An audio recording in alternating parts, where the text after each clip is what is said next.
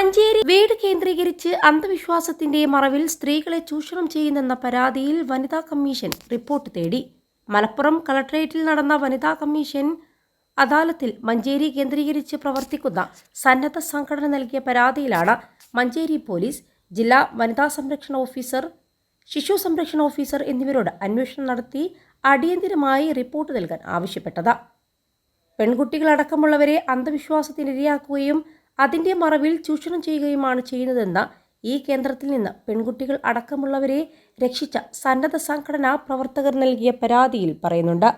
ഇക്കാര്യത്തിൽ അടിയന്തര ഇടപെടലും നിയമ നടപടിയും സ്വീകരിക്കാൻ വനിതാ commission chairperson advocate P Sathidevi നിർദ്ദേശം നൽകി.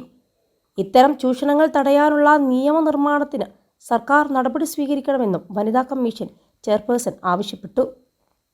21 ലക്ഷത്തോളം സന്തുഷ്ടരായ ഉപഭോക്താക്കളും 2 ലക്ഷത്തോളം തിമിര ശസ്ത്രക്രിയകളും പൂർത്തിയാക്കിയ മലബാറിലെ ഏക കണ്ണാശുപത്രി Al Salama eye hospital, hospital road, Perinthalmanna.